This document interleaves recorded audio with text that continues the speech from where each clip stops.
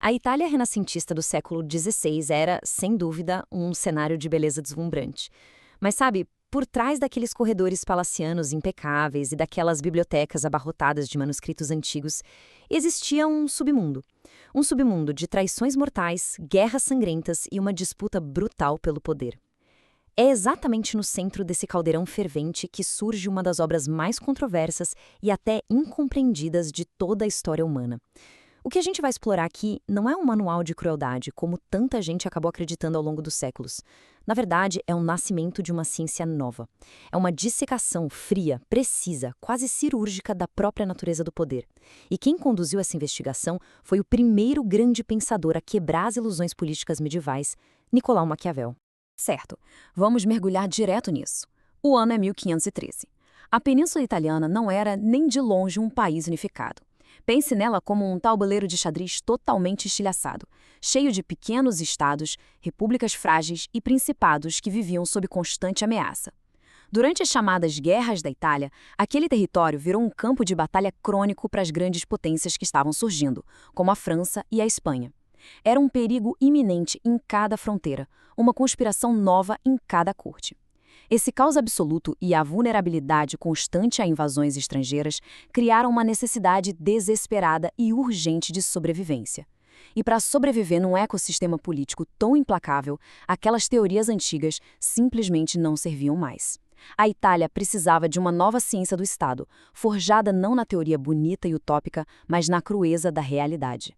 E para entender de verdade o texto, a gente precisa entender o autor. Nicolau Maquiavel definitivamente não era um filósofo de gabinete, daqueles trancados na sua Torre de Marfim. Ele foi um diplomata de altíssimo escalão, o secretário da segunda chancelaria de Florença. Ele negociou cara a cara com reis, lidou com o papado, observou de muito perto estrategistas brutais como César Borgia. Mas aí, em 1512, tudo desmoronou. A República de Florença caiu, a famosa família Médici voltou ao poder e Maquiavel perdeu literalmente tudo. Ele foi destituído de seus cargos, exilado no campo e até mesmo preso e torturado sob a suspeita de conspiração. Foi justamente na escuridão desse exílio político, movido pela necessidade de recuperar seu espaço e pelo desespero de salvar a Itália da ruína, que ele escreveu O Príncipe. O livro é, no fundo, um grito de sobrevivência forjado na dura necessidade política daquele momento.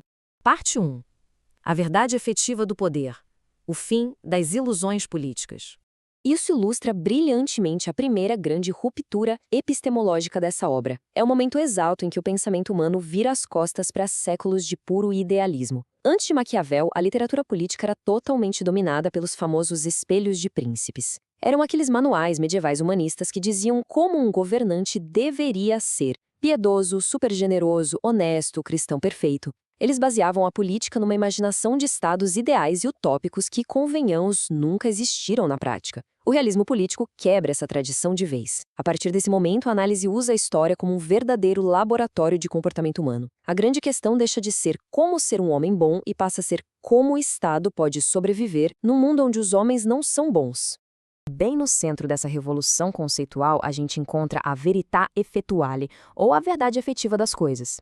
Esse é o conceito que isola o fato político como um fenômeno puramente humano, totalmente livre de dogmas religiosos. Maquiavel defende que é infinitamente mais seguro focar na realidade concreta do que ficar imaginando mundos perfeitos.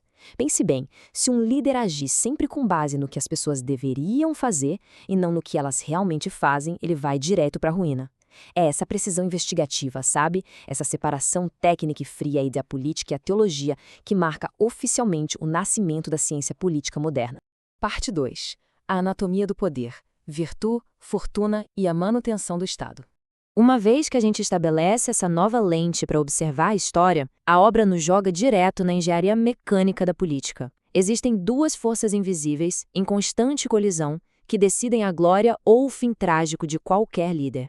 A primeira delas é a fortuna. Na visão lá do Renascimento, isso não é só sorte, mas sim todas aquelas circunstâncias imprevisíveis, os eventos caóticos e as forças macropolíticas que fogem totalmente do nosso controle. Em uma das imagens mais poéticas e até sombrias do livro, a fortuna é comparada a um rio impetuoso. Quando esse rio transborda, ele inunda as planícies, destrói árvores, derruba construções e não tem quem consiga segurar a água no momento da fúria. Isso reflete muito bem aquela ansiedade profunda da época com as guerras incontroláveis, mostrando como o ser humano é vulnerável aos caprichos do destino.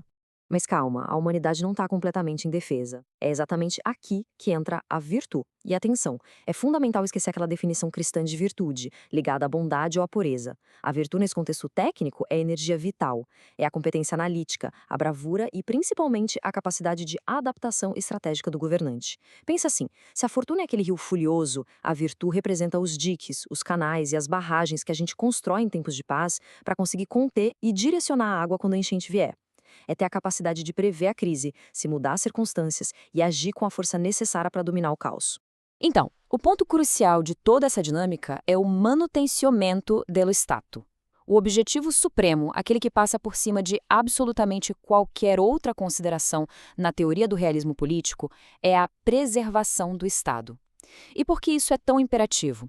Porque sem o Estado, a única coisa que sobra é a barbárie, a anarquia e as invasões que já estavam destruindo a Península Italiana. A virtude existe basicamente para domar a fortuna, e as duas operam com um único propósito final: garantir a estabilidade do governo e, consequentemente, a segurança de toda a sociedade. Mesmo que para alcançar isso, o custo ético pareça alto demais.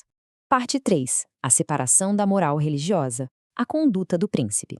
Entender essa necessidade primordial de manter o Estado nos leva ao aspecto mais polêmico e frequentemente censurado do texto: a cisão definitiva entre a responsabilidade do líder e a moralidade privada.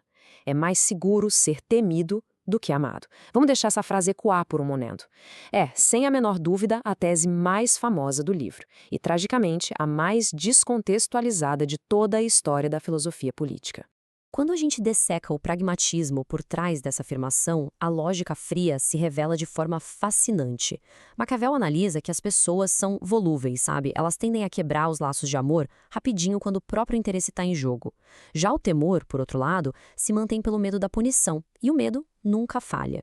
Mas o verdadeiro cálculo político aqui é que ser temido evita a desintegração social, previne rebeliões constantes, e isso exige muita racionalidade de estratégia. Não existe ali nenhum endosso à tirania sádica ou à crueldade gratuita.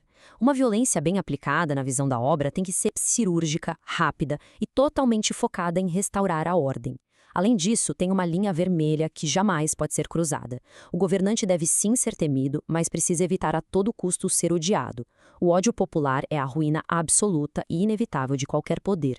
Para conseguir navegar nesse cenário incrivelmente hostil, ele traz a célebre metáfora animal para explicar a natureza do líder. Um governante de verdade precisa ser como um centauro, metade homem, metade besta. Quando as leis humanas não dão conta, é preciso recorrer à força. E no reino animal é preciso ser raposa e leão ao mesmo tempo.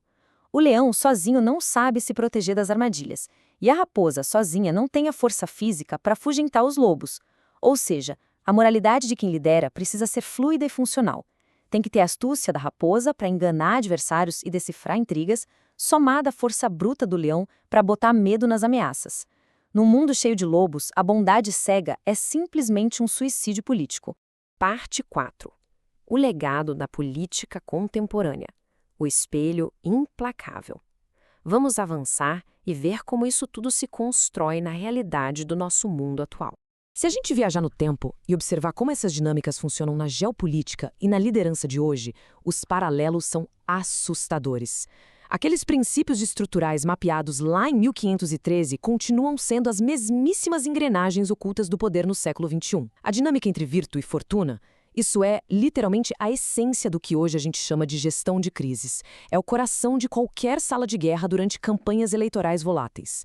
Aquela veritae effettuale ganhou um novo nome: a realpolitítica nas relações internacionais, onde a gente vê frequentemente os estados deixando de lado as considerações humanitárias em nome do puro pragmatismo e da segurança nacional. E as táticas da raposa e do leão? Elas estão por toda parte, na manipulação sofisticada da imagem pública, nas operações de informação e naquela diplomacia coercitiva, onde alianças são formadas e quebradas seguindo apenas as necessidades estritas do momento. Isso acaba nos forçando a uma reflexão muito séria e intelectual sobre aquele famoso adjetivo que surgiu nos séculos seguintes: Seria o maquiavelismo apenas um cinismo cruel, uma perversidade sem escrúpulos? Bom, durante muito tempo a obra foi banida, colocada na lista do índex de livros proibidos, acusada de ensinar as pessoas a fazer o mal. Mas grandes estrategistas e estudiosos perceberam uma camada muito mais profunda. Talvez a obra não estivesse prescrevendo a maldade de forma alguma. Ele estava apenas documentando e fazendo diagnóstico da realidade nua e crua da competição humana. Ele desmascarou a grande ilusão de que é possível exercer o poder sem sujar as mãos. Agora, o que é realmente interessante aqui é a conclusão poderosa a que chegamos. A obra de 1513 sobreviveu ao teste do tempo justamente porque ela teve a audácia de arrancar o véu da hipocrisia das relações sociais. Falar sobre o poder daquela forma acadêmica, fria, distanciando a moral privada das enormes responsabilidades públicas, gerou um choque inesquecível. No mundo contemporâneo como o nosso, que ainda é tão cheio de falsas virtudes, conflitos disfarçados e lutas pela sobrevivência do Estado, a gente é forçado a encarar de frente esse espelho implacável deixado por ele. Séculos depois, Maquiavel continua incrivelmente atual porque ele compreendeu algo que pouquíssimos tiveram a coragem de admitir. A política não é um mundo como a gente acha que deveria ser, mas sim um mundo como ele realmente é.